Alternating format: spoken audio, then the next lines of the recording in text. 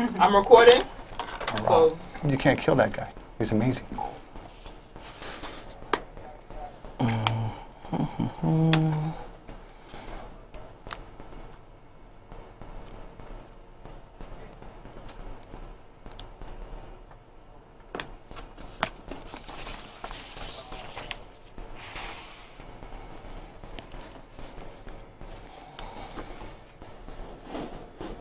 Seconds.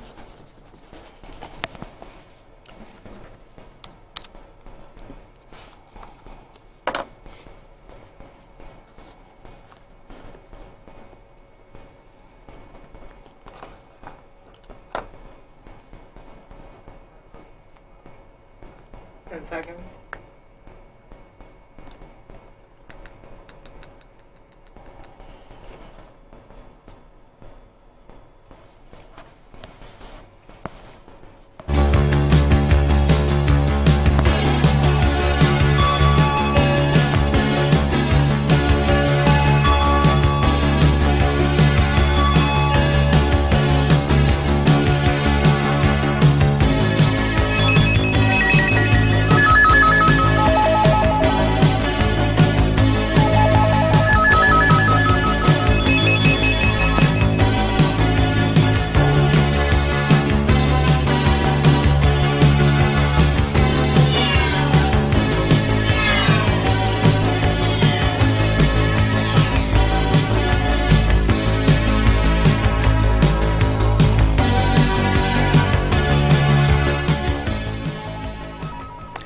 Hello, everybody. Welcome back to the show here. I'm Frankie's son. And I'm Mark.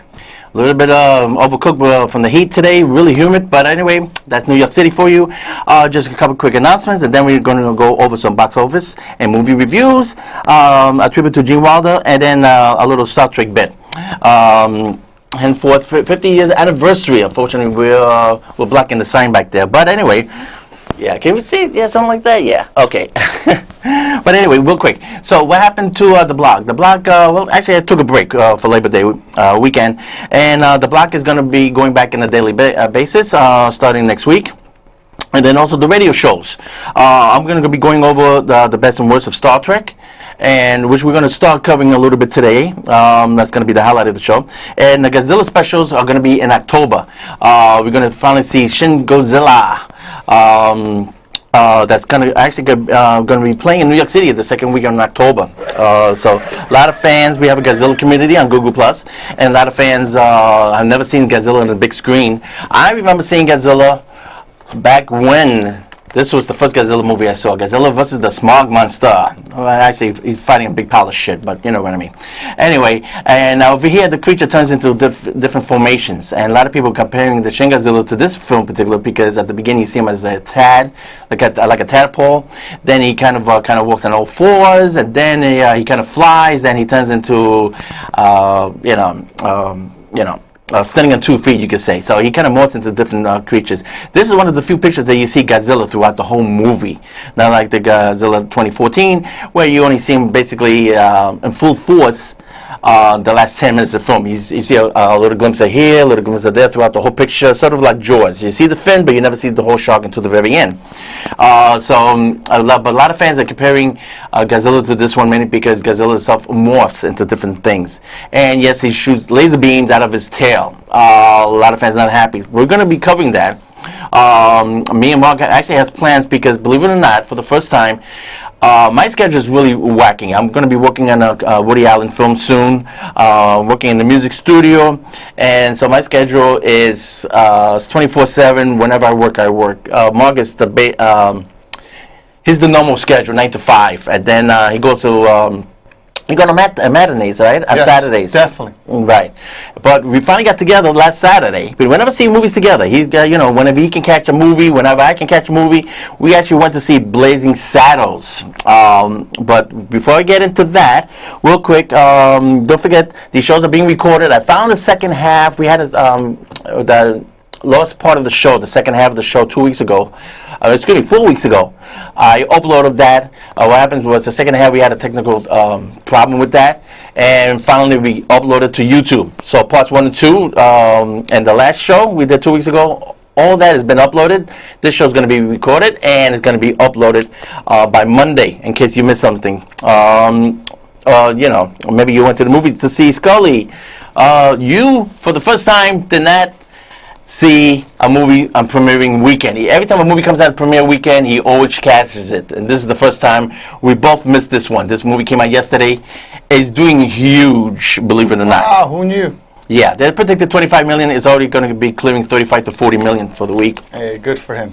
Yep, and it looks like he's going to get nominated. So this is going to be the start of the fall movies, believe it or not. And Magnificent Seven is getting poor reviews. But anyway, so I'm going to, I think that's about it. So the blog is on, the radio show is on, and specials are going to be presented starting next week with my Godzilla, for my Star Trek specials, and then Godzilla in October. And of course, we're on YouTube. So, with that being said, what's any other movies I'm going to go into the box office top 10. Any other movies you've seen recently? Well, I was going to go see something recently, but I didn't make it in time. It was Kobo and Two Strings. We talked about that. There was two children movies, believe it or not, last weekend in the box office. Right. Don't Breathe was the number one picture for the third time in a row. That was a remake. You were telling me something about the Patty Duke movie? Right, but it's sort of like they did in reverse. Yeah. It's a Patty Duke movie in reverse, but Patty Duke was a blind lady. Spoilers. In case you've seen that movie. But she's, it was done back in, the 60s? Mm-hmm. So just in case you didn't see it, where she's the blind person and she has to defend herself. But they've done this premise a lot of times. Yeah, in the 70s and 80s, a TV movie of the week. I don't know if anybody remembers that. And there was a lot of variations on that particular theme. Of course, Stephen Lang from Avatar did a great job, I thought, but the movie, to me, I was just bored. I don't know. Maybe it's because we've seen so many movies of this type already. The young millennials, what they call those? Millennials. Thank you. These young guys are like, the first time I ever seen something like that. And of course, to them, it's a fresh perspective on their part. Yeah. But when you've been doing the show 26 years like us, after a while, there's not much that really impresses us. I saw Pete's Dragon, boring. Don't Breathe was number one, and on Labor Day weekend, Kubo and Pete's Dragon were actually number 2 and 3, believe it or not. And this weekend, they went down to number 9 and 10. Oh, no. Yeah, so you missed Kubo. I finally caught up to Pete's Dragon. Special effects were great. It reminded me of another old picture, Mighty Joe Young. A classic black and white classic back in the 50s. And basically at the end, the dragon's trying to redeem himself, and he breathes his fire and the bridge destroys the bridge, but he rescues everybody at the end. And at the end, it's like Harry and Henderson's. He finds other dragons to live with. And the kid, gets adopted for the parents. Typical cliche. Everything was cliche. He's done it, seen it, been there. And you might say, spoiler alert, Bird. Don't worry about it. You're not missing that much. I was really kind of disappointed in Pete's Dragon. Well, let me go over the top 10 real quick. And then we're going to go right into our Gene Wilder tribute. And say, so Scully's going to make it 35. Let's just skip everything. Number 4, Suicide Squad, 300 million. Yep, and it's going to break almost 700 million worldwide. Wow, fantastic. Did it get in China yet? Not yet. Yeah, so we're not going to clear this one, and that's why I keep mentioning it. We're waiting for it to premiere in China. Now, don't forget, Batman vs. Superman only made 125, and like I said last time, this is the country that Pacific Rim made 200 million, and Fast and Furious number 7 made over 400 million. Okay, wow. And a film about a mermaid made 500 million. So Suicide Squad has got to make at least 100 million. Bad Moms, 100 million. I don't know why. A movie that's been floating around, calling it one of the best pictures of the year. We missed this one, Hell or High Water. With the dude from Star Trek, yes, Captain Kirk, Chris Pike, and that's being a really big hit. That came out of nowhere, independent theaters, and it hit number 6. Wow, what was that about? It's kind of like a 70s, two guys ripping off banks. Oh, right. I think I've heard something about that. The Sausage Party is still hanging in there, 91 million. Cuba is a bomb with 40 million, and Pete's Dragon, they broke even with 70, but they spent so much money on advertisement, it depends on worldwide. The big surprise is we all knew Ben-Hur has made only 50 million worldwide, and It costs over 100 million plus marketing costs, which is another 150 million. So they can kiss about 200 million out the window. And the other one left hanging is Star Trek Beyond. It's going to clear about 300 million. Now compare, for example, Star Trek Beyond opened up at 20 million, and Into the Darkness opened up in England at 40 million. Wow. So they're about 200 million off on this one. That's why everybody's talking about the TV show Discovery. That was a big thing at the convention. You didn't go to the convention? No, because tickets, how expensive tickets are nowadays. Like, they're asking for anywhere from $50 to $75 a day. Yeah. Yeah, that was really expensive. Yeah. I wanted to see the one with William Shatner Sunday, but I had to work in a studio, so I said, either I go all 3 days or I don't go. So I decided not to go. That was the end of that. Okay, we're going to get back into Star Trek because I want to talk about Discovery. There are a lot of mixed feelings on that one. But this past week, a great comedian died, and he does not call himself a comedian. Let's go right into that. One footnote, Batman, the director of this, we talked about it last time, was, what was it? They call The Return of the Cape Crusaders. Thank you. Okay. And I called, this is my favorite car. There's the DeLorean, the Mach 5, a bunch of other cars. This is my favorite car of the Batmobile. From the 1966 series. Anyway, the director, this is the movie. The director passed away, Leslie Martinson, but he was really proud of this. If you ever get a chance, check out the commentaries and all the bonus features, and then there's a great trivia track on this. I saw this again when I was in Puerto Rico on Hulu. And on Hulu device, my tablet, you could read all the bonus features and biographies while the movie's playing. I thought that was a really cool effect there, especially first time seeing that on the tablet. But going back to Gene Wilder, I'm trying to shove this underneath. Thank you. There we go. His first film was, believe it or not, right. Bonnie and Clyde. Bonnie and Clyde. And the funny thing is, he was hired as a dramatic actor. He considers himself a dramatic actor. Everybody known him as a comedian instead. He did, it's on YouTube, he did a review and an interview about his whole acting history. And the funny thing is, he got hired as a dramatic actor for this, but he said, maybe it's too serious. How about I do it as a comedic kind of angle? And that's what happened. And he went to do The Producers with Mel Brooks, and he got nominated. And he's playing all these roles seriously, but they always consider him as a comedian. So you kind of mentioned that. It's like, I'm not really a comedian, I'm an actor. Yeah. I would hear a lot of actors who would get into comedy consider themselves serious, dramatic actors. They didn't consider themselves comedians. I keep forgetting that actor who played Kramer. He also considered himself very serious. He never broke character. He never laughed. If you see the Seinfeld repeats, he always considered himself a serious. What was his name? Richard something? I forgot what his name was. Oh, the who played Kramer? Yes. I forget myself. Well, there you go. I was never a fan of the show, believe it or not. Well, you don't have to love it. There's a lot of actors like that. I thought the show was overrated. Same thing like Frasier, and what was that? Had all white people, no minorities. Friends, yeah. I had to put that little stinger. I was not a fan of that show either. There was a lot of shows on NBC I didn't like. But anyway, but Gene Wilder was a comedic genius. And he talked about Stir Crazy. Now, the main reason I mentioned before a little while ago about us, and when he gets a chance to see the movies, and when I get a chance, whatever.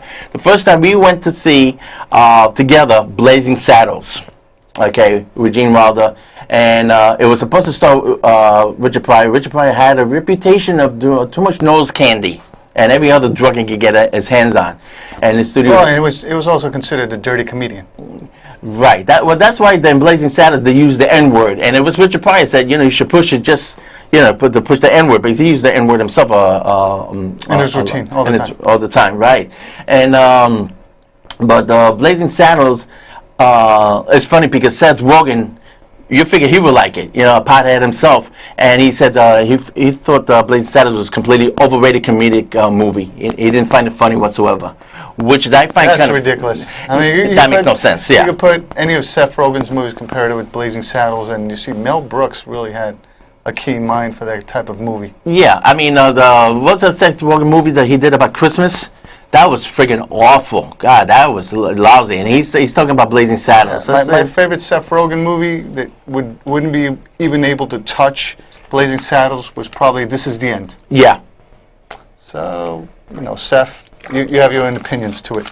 Yeah, but we were always commenting while we were watching this movie, why wasn't Richard Pryor in it? And I remember as a kid when I was watching Blazing Saddles and I had to wait till it was on television, I said to myself, that's odd that they would have this person, I don't even know, Cleavon Little, right, play a role which at the time when I was, I think maybe around 7, I was saying the most, what do you call that, the hot, God, not the most, but the most well-known comedian at that period was Richard Pryor. Why wasn't Richard Pryor in the movie? And he wrote a lot of the parts for the movie. Yeah. Everybody wrote sections. He concentrated on a lot of the parts of the slaves and Mongo.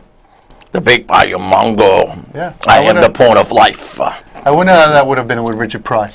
That would have been fun, and they needed somebody at the last minute, and they decided Cleavon Little, who was a Broadway actor, believe it or not. That's why he managed to punctuate the scenes, and Gene Wilder kind of, floated off of that. And I mentioned that along with Deadpool, and the main reason I like those, I compare them for one main reason.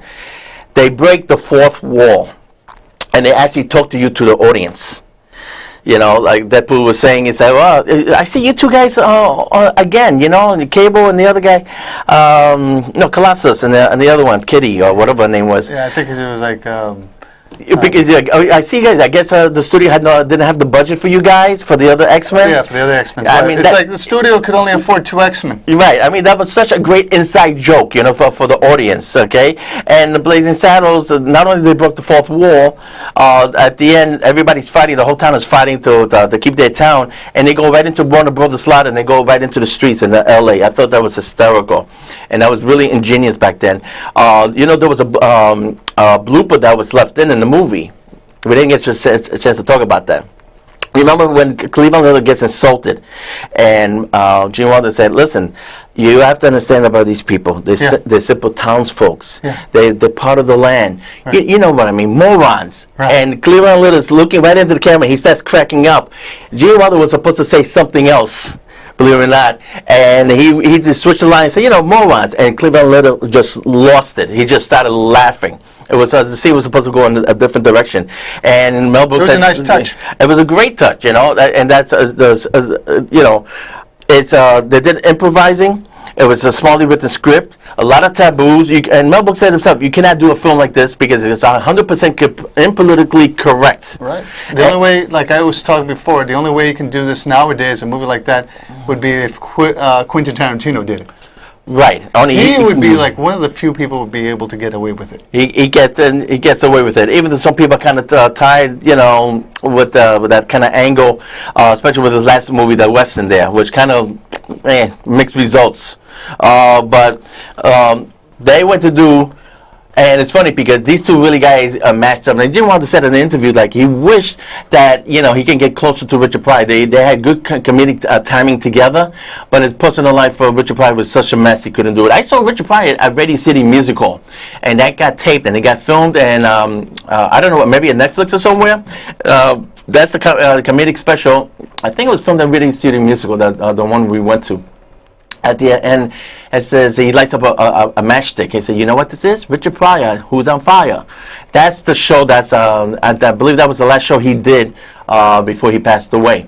But the other two favorites is Young Frankenstein, which is going to be released again on the second week of October in the theaters. The theaters are AMC or Regal. AMC is doing this, AMC. Right? Yeah, what they're doing is now they just showed The King and I. They showed Planet of the Apes during the summer. We missed that one. They take a lot of these old movies and they're showing them back on the big screen. And I definitely recommend it. The audience on Blazing Saddles was hysterical. I saw 1 or 2 comedies this year. Central Intelligence, People were like, kind of cute, kind of funny, chuckling. People were roaring laughter. A movie that was so wrong on so many levels, and people were just cracking up. That was a really great experience. So I definitely recommend Young Frankenstein, even though you guys might not like black and white. Remember the last show you said that? Yeah, a lot of millennials don't like black and white. I talked to some of them, and they go, they say they won't watch a black and white film, they won't watch television, so on and so forth. They won't watch a movie, like anything from the 70s. They think a movie from the 80s is too old. Wow. I mean, that's crazy. I mean, that's Star Wars started in the 70s. I mean, what they're thinking. But I know some people who went to see The Force Awakens, and I said, it's the same movie as Star Wars A New Hope. And they get angry, and they'll say, I never seen A New Hope. And I said, will you see it? He goes, no, it's too old. So they have nothing to compare it to. That's retarded thinking. I'm sorry. Wrong word to use, but I'm going to say it. That's just dumb. You're politically incorrect. Yeah, thank you. I'll stay that way. Shame on you. I don't give a fuck. Anyway, let's go on to the next one. Okay, but anyway, that's a little tribute to Gene Wilder, and of course, how can we forget to mention Pure Imagination, Willy Wonka. Okay, and even Wilder didn't like the remake with Johnny Depp, which I thought was horrible, and that song was annoying. Willy Wonka. Oh, please, don't make remakes by that was done by Gene Wilder. If something's done well, don't do it again. Just leave it alone. Don't think that you're going to come in like, I'm sorry if you hear this, Puff Daddy, don't come after me. Don't think you're going to be like Puff Daddy, play a good song in the background and rap over it. And then get an award for saying, wow, I did a great song. No, the award that song received was for the background song. Yeah, don't think that's going to happen. Yeah, that's what he did the theme song for Godzilla, and it was a remake of Kashmir, but he had Jimmy Page play on the track. I didn't get that whatsoever. Yeah, how could that song not win an award? Jimmy Page is playing the background. Yeah. I mean, they wrote, that was Zeppelin, Kashmir. I mean, that's a classic. Why touch it? What about Every Breath You Take? Oh, that's... Yeah, I think he won an award for that, too. Then nominate anything, I tell you. MTV. Yeah. Stop it. Well, MTV Awards, it was the lowest rating, 6 million viewers only. Oh, I saw that. It was awful. I think they had Kanye West come on it. He started going on for about 2 minutes into it. He was talking some nonsense about, we're gods, we're superstars, we're the creators. And I said, okay, click. And they said he went on for like 6 minutes. He is boring. Yep, he's stupid. And hey, you can't blame him. He's a legend in his own mind. Yeah, of course. I started being amazed that he goes up there and says, people thought I was going to perform, but I'm not. And he had backup dancers and stuff like that. He said, no, I'm going to talk. I'm going to speak. It's my time to speak. And they started going on about his wife and this and that. And I'm like, uh-oh, this is bad. Click. I couldn't stand it. I had to tap out. It must have been the worst. It must have been the worst because they had some singers like 2 Chainz, and they started going off and saying raps that didn't make any sense. Mm-hmm. Oh, well, MTV, man. MTV, yeah. You really lost your way. It's funny because MTV doesn't even show any music videos. Does that make any sense? Somebody said they have a different channel. They shouldn't be giving awards anymore. Stop the MTV Awards. This is it. This is your nail in a coffin. This is your last curtain. Mm-hmm. Sort of like, I don't know, whatever, but just shut it off. Stop it. But, also, it's always the same people. It's Beyonce and Rihanna and Drake, who can't get over his crush on Rihanna. Give it up, dude. Move on. I love Drake. He did the best song this summer. Was it Hotline Bling? It was the beginning of the year. It was the best thing that you could put on the internet and make fun of. Who's the best? He put memes and all that. It looked like he was playing with the lightsaber and the dance he was doing and the shirt he was trying to hawk. Yeah. It was the best. You call that dancing, though? No. It was entertaining. It was more entertaining than whenever, what do you call that? Now I forgot the guy who's married to Kim Kardashian. Now I'm forgetting his name. Whatever he wants to be, a fashion designer. But whatever he wants to be called is fine with us. Okay, well, how much time we got left? Okay, so let's wrap this up. Star Trek. So let's wrap it with the 50th anniversary. We ain't gonna see it, but you're going to Comic-Con Yes. in October. Yes. So we got a October full the 6th. report there. I've been seeing a lot of the videos that was done in Las Vegas. For some reason, the security, from what I heard, was really, really tight at the Trek convention in New York City at Jacob Javits Center. But a lot of the videos, the same format. All the Voyager, Next Generation, Shatner was there.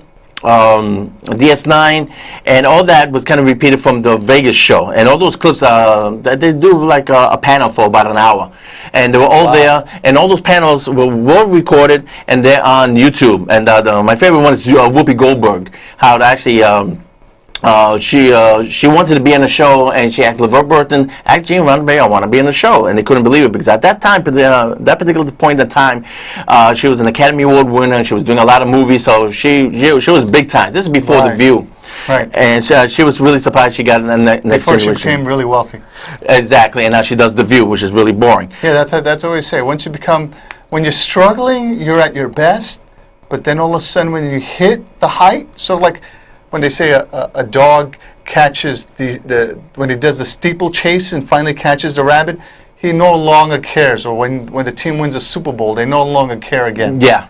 Mm-hmm. So she had reached that mark, and from there, boom. Well, a lot of people do that. You know, once they reach the mark, like how you can top 21. You know. Yeah. Even the same thing happened to Rich Pryor. After a while, or Eddie Murphy. After a while, people are just saying, this guy's not relatable, and he's not funny. Yeah. Because I don't get where he's coming from. Mm-hmm. I mean, how do I know what it feels like if you're having problems with driving your Ferrari down Los Angeles? I don't know anything about that. Uh-huh. Or when you have problems with your maid or your butler, or when you punish your child by taking away his butler. How's that related? You smash your Lamborghini. You smash your Lamborghini into a tree.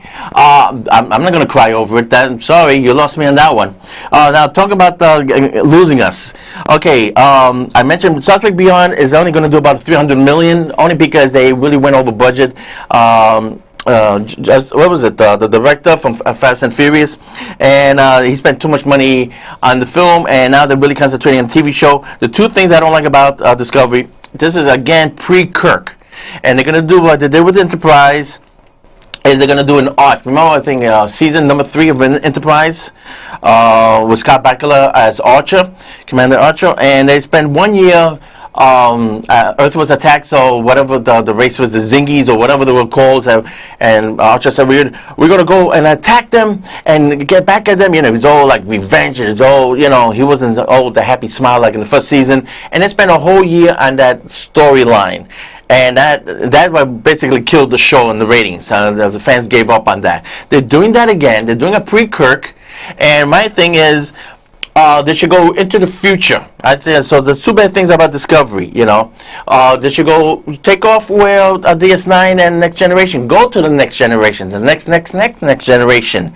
I mean, finally, remember Lieutenant Uhura? She had that little earpiece, the little that piece of thing. Right, the communicator. Yeah, thank you. Anyway, and what happened? Apple said, we got a new phone, okay, make believe this is an Apple, a new iPhone, but there's no jack, okay? Instead, we're gonna not only gonna pay through the wazoo for $700 for the phone, you're also gonna spend $159 for that little gizmo that Uhura used to wear. Nice. Yeah. It's like Sweet. Yeah, it's like a Bluetooth kind of, and the thing was like a lot of fans. You said you weren't crazy about Next Generation, but in the meantime, that show introduced the tablet that everybody uses nowadays. Okay. No, they showed the tablet existed in the first Star Trek. That they were using a tablet, that Bones was using it, or what do you call it? Spock was using it. Right, but as far as but they were using we got 10 seconds. We're going to continue this on the radio show. And on YouTube. On YouTube, which is located on our blog. Okay? So sorry for the... Goodbye, guys. it was kind of a tease. But we're going to continue this on the next show. Thanks for watching, everybody. We'll see you in 2 weeks, and I'll see you on the radio show, folks. Okay.